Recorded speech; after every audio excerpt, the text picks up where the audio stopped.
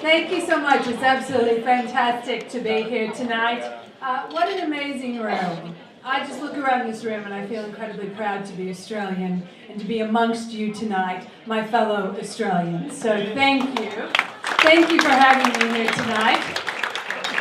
I do pay respects to the traditional owners of the land and say that I look forward to the day when all of us here in Australia get the opportunity to vote in a referendum that recognises our first Australians in the Constitution.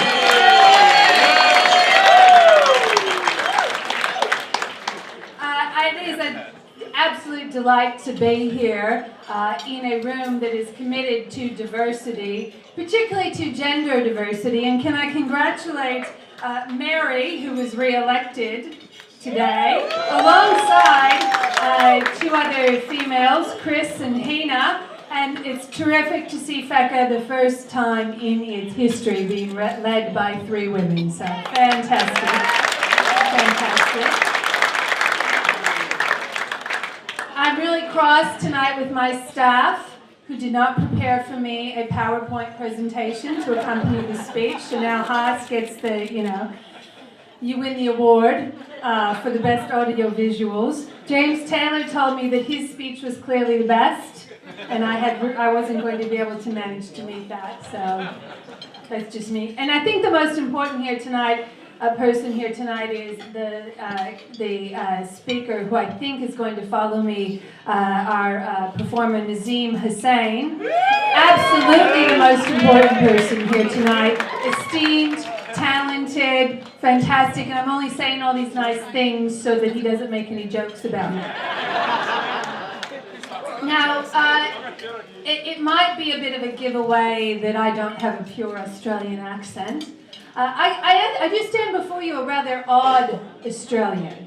I am both a 7th generation Australian of, the Irish who came over to Queensland to escape crushing poverty, and my Swedish great-great-grandfather who jumped ship in Brisbane in 1896. But I also stand before you as a migrant, because I was born at a time in the United States to an Australian mother in which Australian citizenship law did not recognize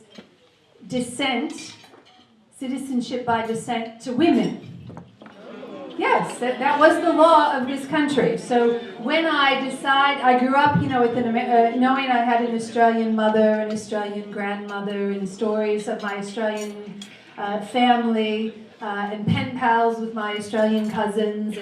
And when I decided in 1993 that I would move to Australia to, take up maybe marriage with that Australian bloke that I'd met, I did marry him, I did. And still am. However, I called up the embassy in Washington, D.C. and said, okay, I'm ready to claim my Australian citizenship. And they said, nope, no, you're not. You have no claim. And so I came as a migrant. I came under the old point system. And I have to think, well, I know now very well that my experience of migrating here is not one that's likely to be replicated today, because I literally just filled out a lot of forms, sent a $450 check, which is all the money I pretty much had at the time, and never spoke to an Australian official at all, and then a few months later got my Medicare card in the mail, sitting in my house in Dayton, Ohio.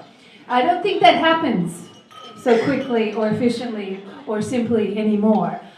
But I do recognize that the experience of moving to a country where everything is both, for me it was both familiar and completely unfamiliar. And I can reflect upon that and think about how so many people make that decision to join us, have made that decision to join us, and continue to make that decision to join us, despite the fact that it is often quite a significant change in everything that they have known and everything that they have loved in many cases and they leave behind, but join and bring forth all of their experiences to our culture. It is truly what makes us such an amazing country, and I agree with you, Haas, the most wonderful country on the planet.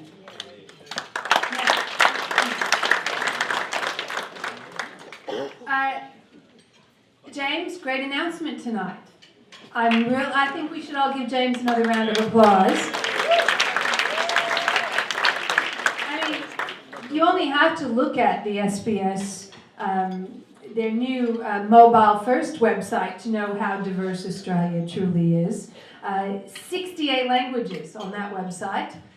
It's extraordinary to think that we're now going to have people being able to access their television programming and your on-site, your on-demand web streaming service in that way. Fantastic result.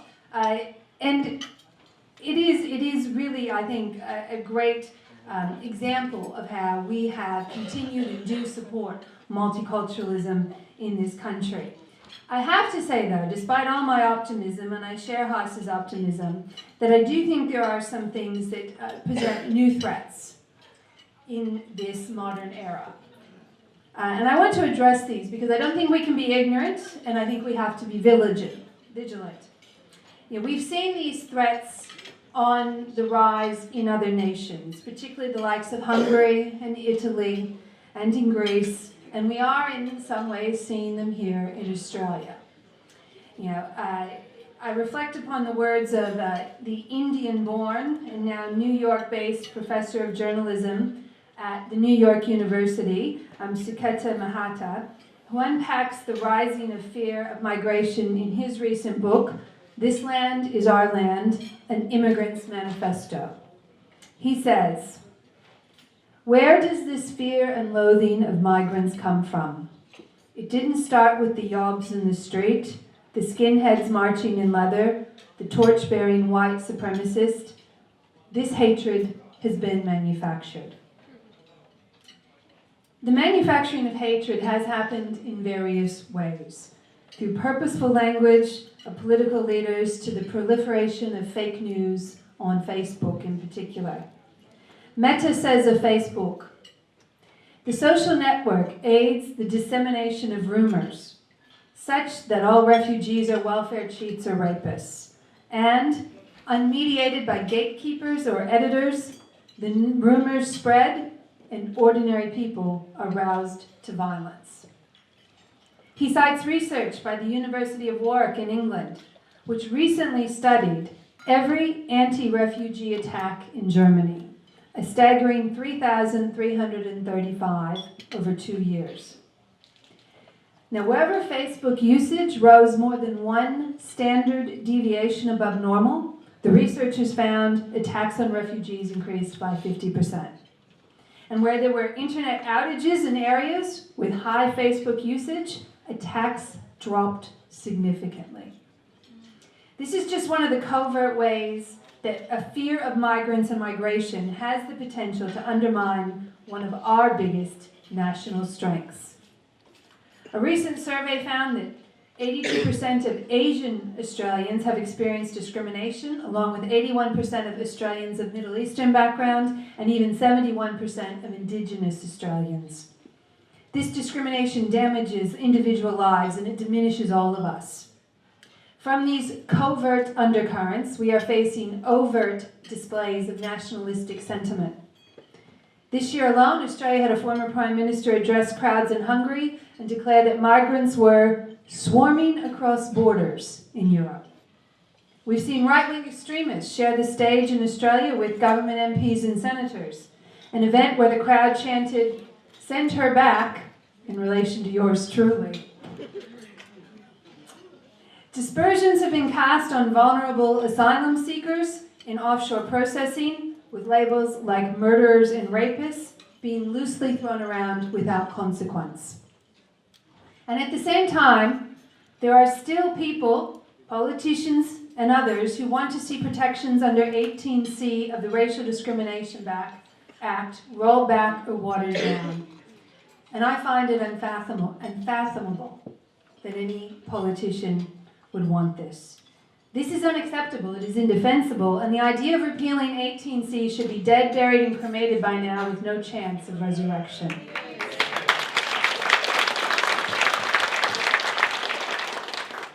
And in events such as this, people can often be tempted to remain apolitical. I mean, we're polite, we're all friends, we all celebrate multicultural Australia.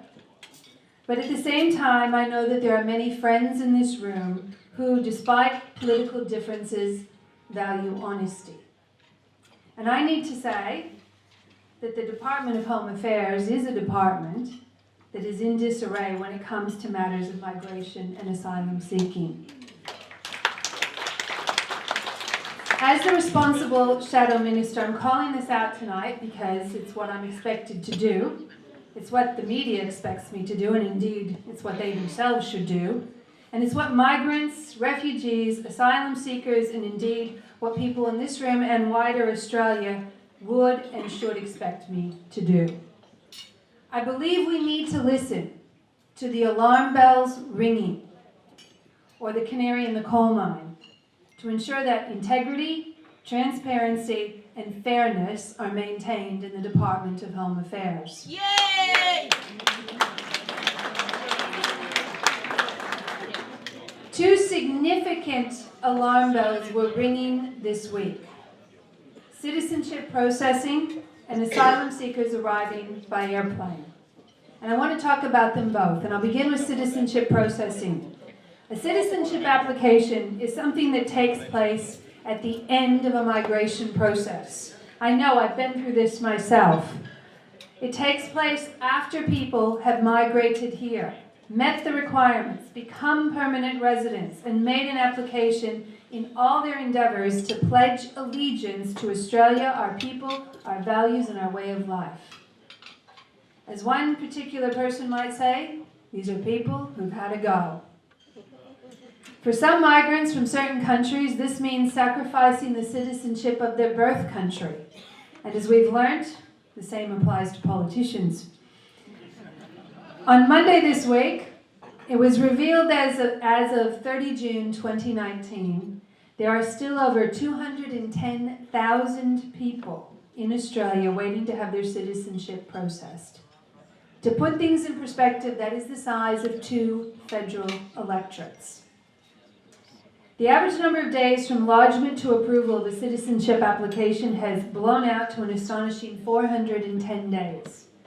And when you factor in the time it takes for citizenship to be granted at a ceremony, people are waiting over 16 months to pledge allegiance to Australia because of go-slow citizenship processing in the Department of Home Affairs.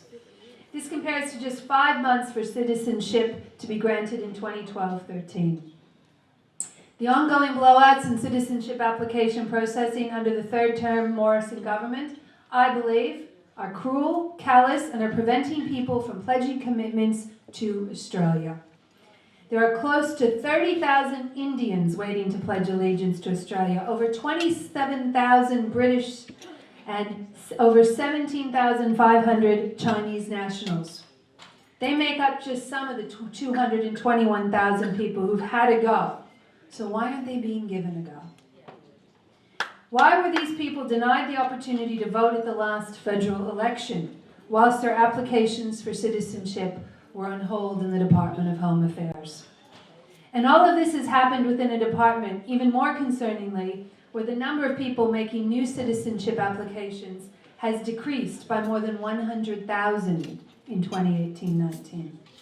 This is the largest ever decline in citizenship applications as would-be Australians despair at having to wait almost more than a year and a half to become citizens. And all of this has occurred as the government were, as they announced in 2018, investing in the process of citizenship applications, boosting resources within the Department of Home Affairs to meet growing demand. Now I share these statistics because they are so often kept hidden or veiled to hide these failures. If you want to witness the frustration personified, speak to a journalist trying to gain access to statistics from the Department of Home Affairs or access documents under Freedom of Information laws. And these issues ultimately pose the question, how are we supposed to have faith in a department responsible for our national security, for our economic prosperity, and all the elements of a migration program when they can't perform these basic functions? Another issue that's been at the fore this week is the record number of people arriving by airplane seeking asylum. Over the last 5 years, 95,000 people have arrived at our airports and claimed asylum, often being forced to do so by criminal syndicates and labor hire companies that traffic them here. Over 4,000 plane arrivals have made a claim for protection between 1 July and 19 August this year alone. That's 80 people a day. At this rate, the government's on track for a record-breaking 29,500 asylum claims this financial year. This would be the highest number of asylum claims in any year ever. I understand that some people are uncomfortable if I reflect that some asylum seekers may not be owed protection. They might be uncomfortable when people hear the words airplane people. Don't worry, I read the tweets of the people who are sharing these thoughts. There's nothing wrong with claiming asylum. It is an important legal right. However, in 90% of these particular cases, the individuals are not legitimate refugees. They are often people being trafficked here for the explicit purpose of working, and often working in exploited conditions. In the last Parliament, in a report by the Joint Standing Committee on Migration, Government MP Jason Wood wrote, and I quote, "Organised crime and illegitimate labour hire companies are using this loophole to bring out illegal workers who are often vulnerable and open to exploitation." Since becoming the responsible shadow minister, I've been raising the plight of asylum seekers arriving by airplane, not to perpetuate a stereotype, but rather to highlight a concerning, egregious, and quite frankly, unacceptable reality. How can we talk about having a fair go in this country when the fruit we put in our children's lunchboxes has been picked by a 19-year-old trafficked by people smugglers who is being paid $4 an hour and being treated like a slave? This has no place in Australia. The government has claimed that, boasted even, that no one dies on an airplane. But this is a distraction from the reality that is taking place. The truth is that people are being trafficked here by plane and facing widespread exploitation in Australia, exploitation that is often akin to slavery. The department's go-slow processing is at the heart of the people smugglers' business model, as people are stuck in a system for years as their exploitation is perpetrated. They end up working on farms and hospitality and even in sexual servitude as their mostly unsuccessful claims are sluggishly processed. The truth is the government has no idea how many airplane arrivals may have been critically injured or even killed because of the exploitation that is taking place. This week, the immigration minister could not even say how many people are remaining in Australia after failing their asylum claims or exhausting their appeals at the Administrative Appeals Tribunal. This situation is unacceptable, just like allowing vulnerable people to risk their lives at sea in leaky boats.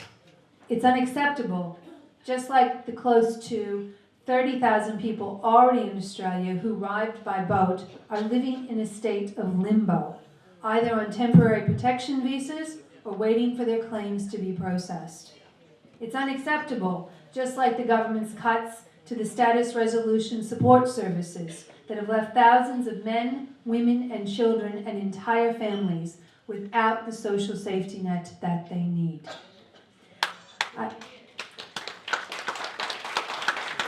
I thank the many people in this room whose organizations and donors have stepped in to fill that shortfall through their sheer goodwill and conviction to help their fellow men and women.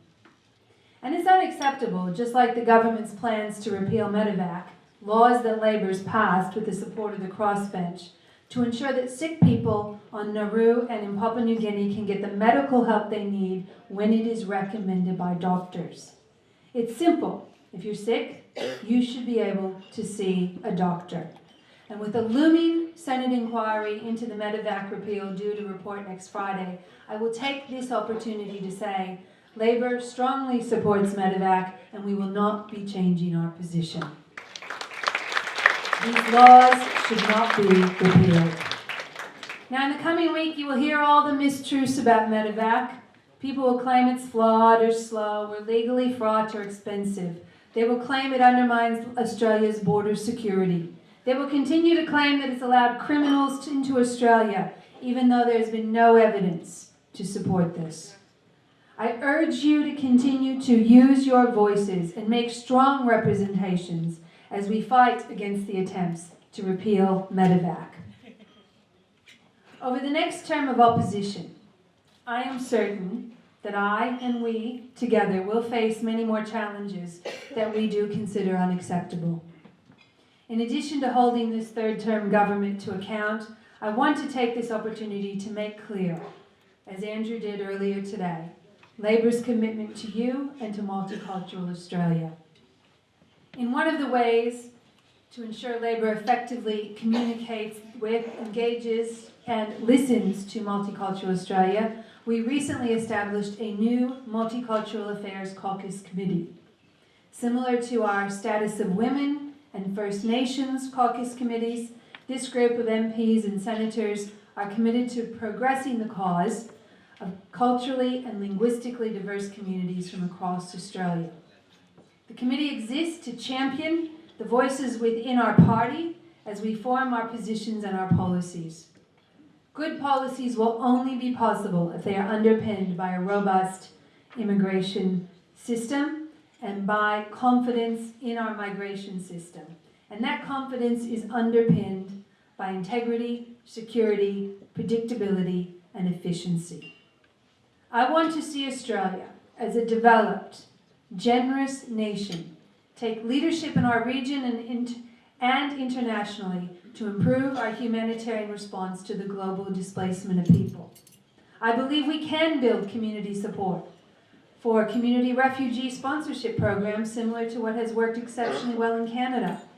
And Labor believes that many communities want to offer help to refugees but are stymied by red tape in the current poorly designed community sponsorship program. We need local councils, churches, and community groups, as well as peak bodies involved in this project. Labor will help the government get out of the way to facilitate groups like Australian churches, councils, and others to sponsor additional refugees through community sponsorship. We must ensure that refugees are treated with dignity and compassion. Because Australia's reputation, I believe, has been tarnished, particularly by the way vulnerable refugees have been left to languish in indefinite detention. This is a matter that must be resolved, and resolved quickly as possible by the government. I regrettably cannot do this from opposition. So I want us to work together on these priorities and to ensure that we can deliver both on our international reputation as well as for the well-being of vulnerable asylum seekers and refugees in Australia and around the world. And I want those migrants already settled in Australia to be valued for their true worth, regardless of their race, religion, or country of origin, and promise to call out any attempts to undermine that strength. Yay! Together, like Australia has done so many times before, I believe that we can do this. So once again, thank you for having me here tonight. And more importantly, most importantly, thank you for championing a modern, migrant, multicultural Australia and all that it stands for. Thank you.